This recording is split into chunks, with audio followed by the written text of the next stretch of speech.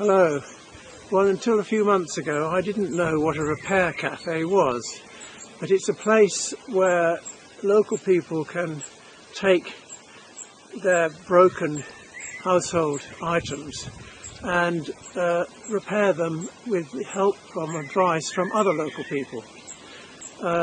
My village has recently started a repair cafe, and I've been volunteering as one of the repairers, and that's what this video is about. You also get tea and cakes, or coffee and cakes, if you come to a repair cafe, which is nice. There is no machining in this video, so click away now if you're only interested in machining. This is an old-fashioned electric fence which somebody brought into a repair cafe where I help out, and I couldn't repair it on the day, but I decided to take it home with the owner's permission. It runs off two 6-volt batteries in parallel. It's got an on-off switch and a sort of high-low switch, and it comes apart, luckily, quite easily. I could get the circuit board unplugged, which is a single-sided board, so luckily it's very easy to trace because it's also transparent. Not that I'm very good at tracing circuits, so I've traced out this circuit, but I'm having problems. This step-up transformer on the output is okay. You know, in terms of I've measured its resistance, so both windings are okay. But when I came to measure this transformer, I had problems. This is a ferrite pot core, so the transformer will be operating at something like 100 kilohertz or something. It's got thick wires visible on this side and two terminals, so I assume that was the primary. And on the other side, it's got three terminals and thin wires visible, so I assume this was a secondary and assume that maybe it was a split secondary. However, when I came to measure the resistances in circuit, they didn't make sense. So I took it out of the circuit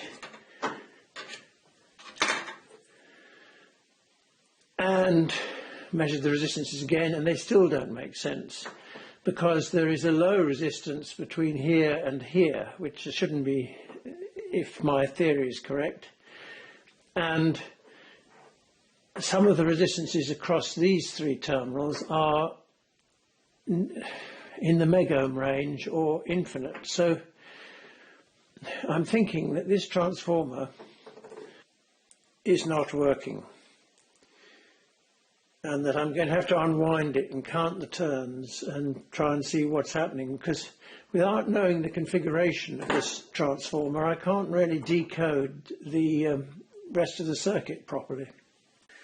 This is my first attempt to get the schematic back out of the PCB, and it's pretty messy up here and I can't make much sense of it because I can't work out how these transformer windings are.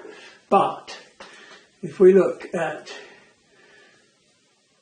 this part of it,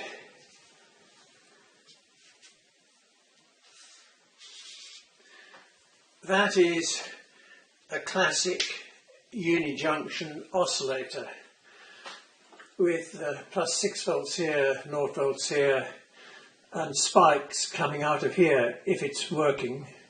And those spikes are used to trigger this SCR, or thyristor.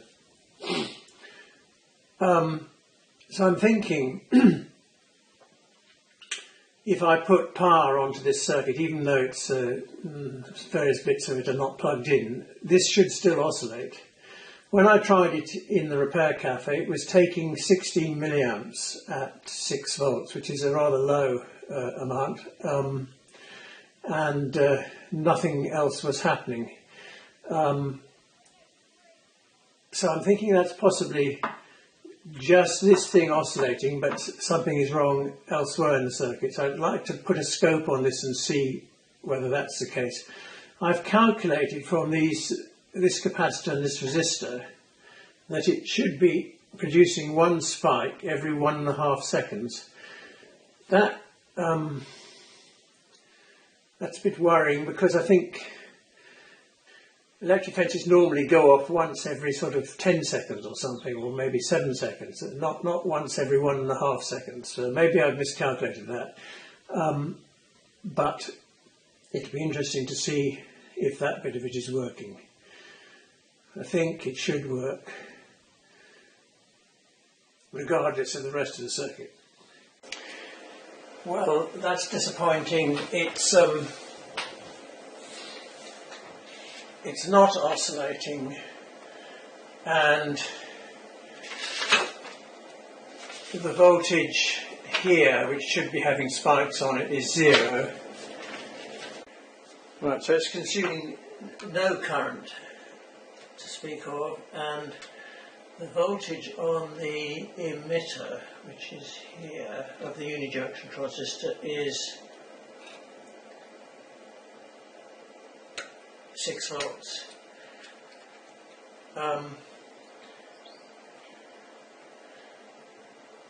So I think the unijunction transistor is kaput, because 0 volts here, 6 volts here, 6 volts here.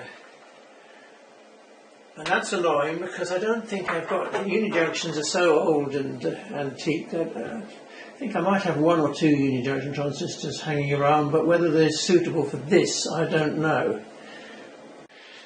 Well, I haven't got a unijunction transistor in stock, so I'm going to have to order one. There are only 4 semiconductors on this thing. Unijunction transistor, an old Ferranti E-line ZTX753 PNP transistor, a silicon controlled rectifier or thyristor, and a high voltage diode BYX10. I've tested that, seems to be okay. The unijunction transistor doesn't seem to be working. I've tested this. Sorry, that's the unijunction transistor doesn't seem to be working. This is the PNP ZTX transistor, which looks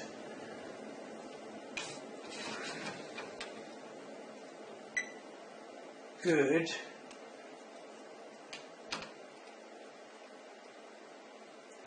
But I'm going to take it out of circuit and put it in just to see what its gain is. Because if I've got to order one component, I might as well order, test them all. I think I'll take this SCR out as well to test it. There's another component in here which I don't know what it is, which is across. It's across this primary winding of the output transformer, together with a neon, which does not light, and there's no markings on it. Right, this is the ZTX753, which should be a PNP transistor.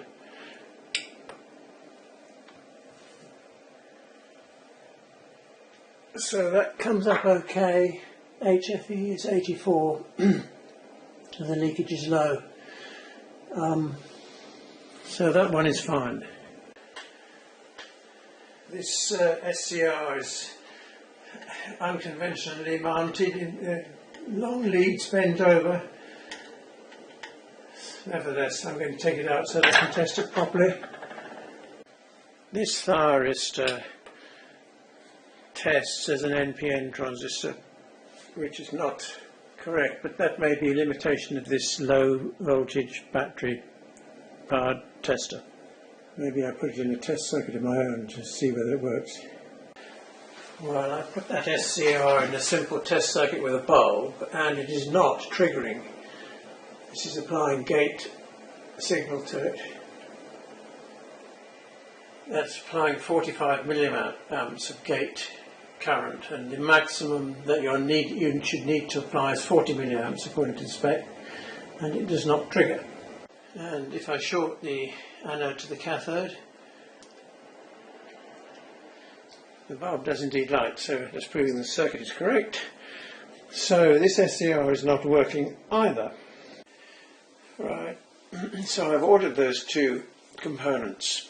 Just as a quick check that I'm not going mad, I can't find another SCR in my parts thing, but this is a triac, so it should behave similarly. So if I apply some gate current, and this is a lot less than 40 milliamps, it goes on. So and it only goes off when I turn the supply off. So my test method is correct.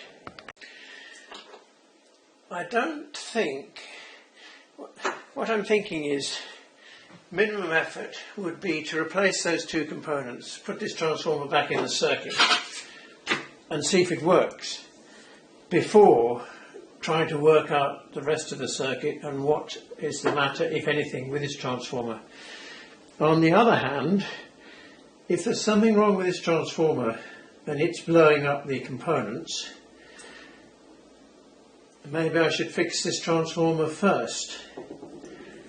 The problem is I'm going to have to unwind it, and it may not be that easy to get it back together again. So I'm in a bit of a dilemma there, and that makes me think that maybe I should sort out this part of the circuit properly so that I can understand it and therefore better interpret the resistance measurements on this transformer. But that's kind of back to front. So I can't work out what this circuit is properly without knowing what the windings on this transformer should be. Time will pass and we'll see what I do. Well, whilst I've been having lunch, I've been measuring this transformer more carefully with my more expensive Fluke multimeter, which has been approximately zeroed out for the resistance of the leads, although it's actually quite unstable.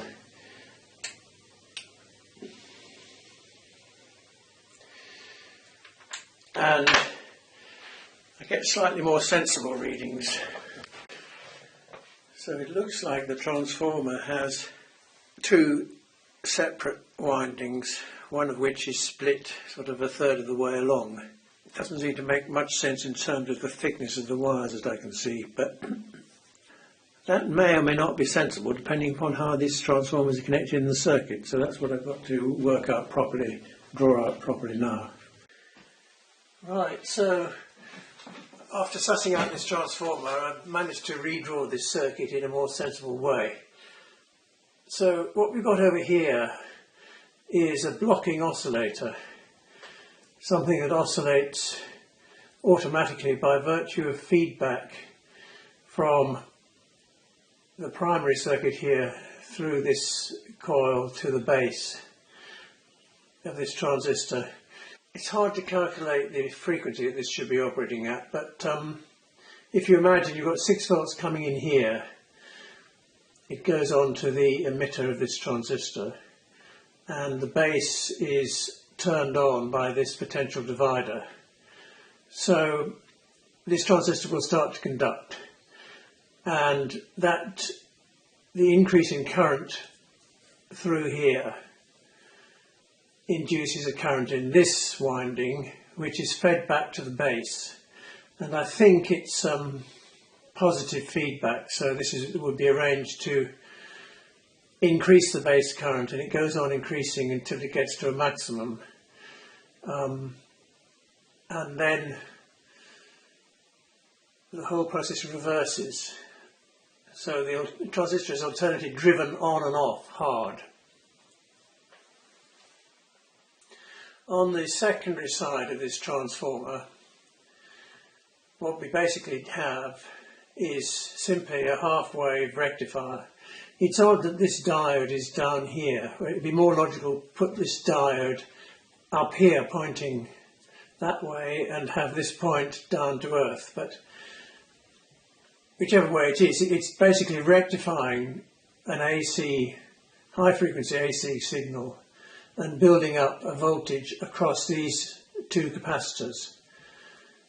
Every so often the unijunction oscillator, which I haven't shown here, every few seconds the unijunction oscillator will trigger this SCR, which will discharge these capacitors through this inductance, generating the electric shock on the secondary of this transformer.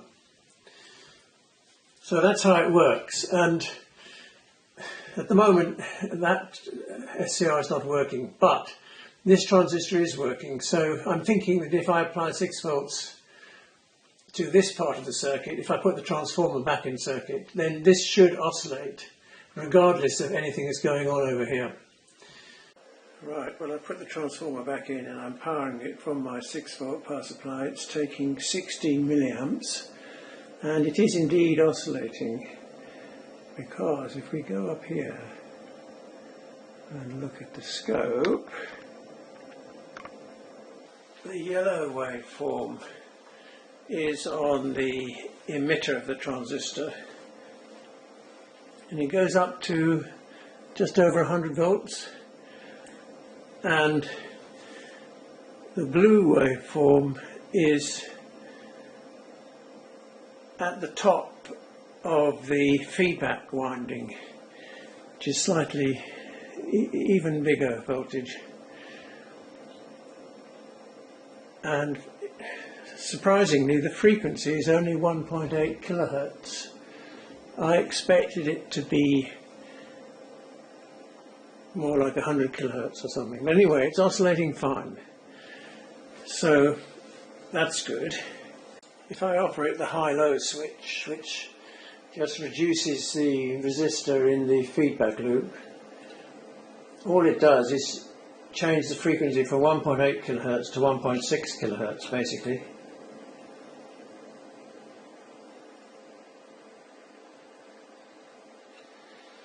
Doesn't seem to change the amplitude of the waveforms.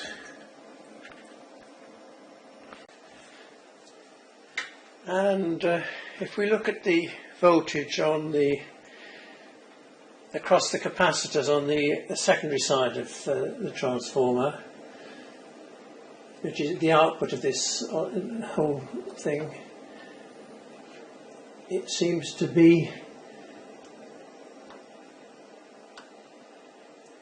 just over 600 volts. As soon as I put the meter on, it starts going down because I'm loading it. But it's 600 volts, but we have not much capacity for current. So I was measuring the voltage here, between earth and here. The voltage being built up on these capacitors, and it's 600 volts, which is a bit worrying, but considering that they're only rated at 250 volts. However, modern polypropylene capacitors, although rated 250 volts AC, can actually have a 600 or 800 volt DC rating, so that's okay. I haven't got a high voltage scope probe, so I've just strung together 9 1 meg resistors, a 900k resistor and a 100k resistor. So if I put the scope across there, that will be measuring 1/100th of the voltage across here. Of course, it's just a resistive divider, it's not frequency compensated, but that will be good enough just to measure what the output voltage of this electric fence is. Well, I've got the replacement parts, the unijunction transistor and the SCR. I think what I'll do is just put the unijunction transistor in to start off with and make sure that that is producing the right kind of signal before putting the SCR in. Right, well, the unijunction transistor seems to be oscillating. If we measure the voltage across this resistor, which is its output, it produces a 3 volt pulse, and the time between pulses is 1.25 seconds. which is slightly less than I'd calculated. I calculated 1.5 seconds. I'm just wondering, however, if that is right, because I don't think electric fences normally go off pretty much once every second. The period of this oscillation is determined by this capacitor here, which I'd measured as 12 microfarads, which is a slightly odd value. Capacitor in circuit is this one, which looks to be a tantalum capacitor. Its marking is not very clear. It could be 10 or it could be 70. Well, 70 is not a standard value, but so I'm just wondering if this capacitance should be larger than this. Okay, well, I've just looked on the internet and it says that most modern electric fence energizers pulse every 1 or 2 seconds, so 1.25 seconds is perfectly okay. Not that this is a modern energizer, but nevertheless. Right, so I've reinstalled the thing fully wired up. These are the output crop clips to go on. This goes on the electric fence, that goes on to the ground electrode.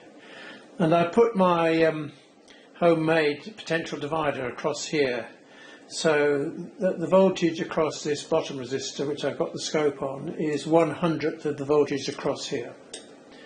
So if I turn it on, you should hopefully be able to see that the neon light is working. Maybe not.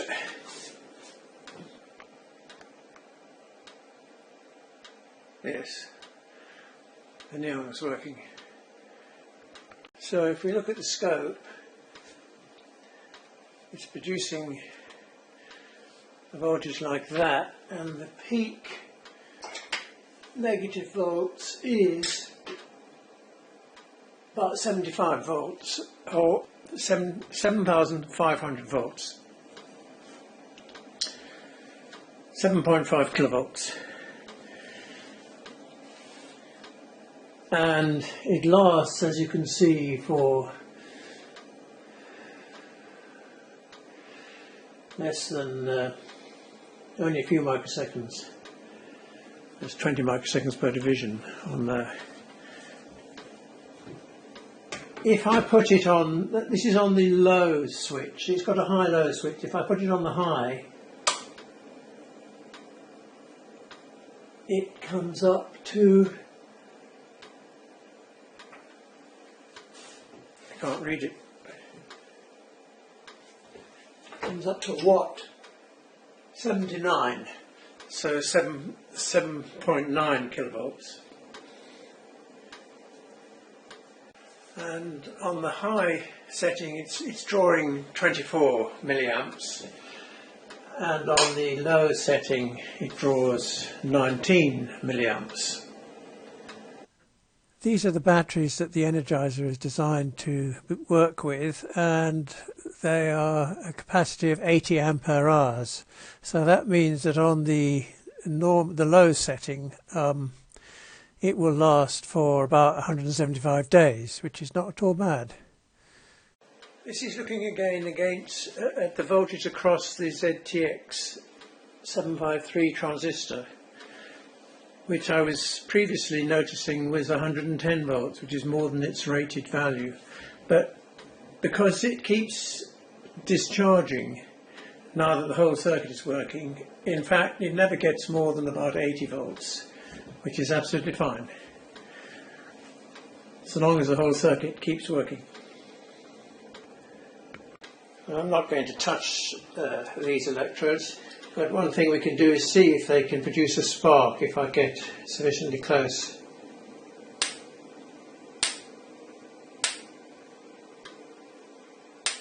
Yeah.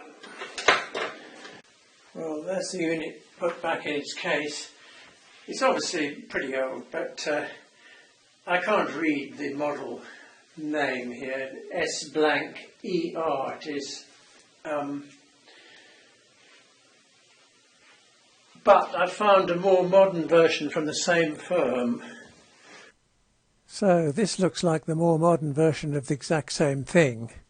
which I see costs £231. So given that I was managed to repair this by buying just 2 components for a cost of a couple of quid, I think it's a worthwhile exercise. I'll just scroll down to show the tech spec of this, which is the more modern one, which is very similar to what we've just discovered. 7.8 kilovolts maximum and 18 milliamps power consumption. We found 19.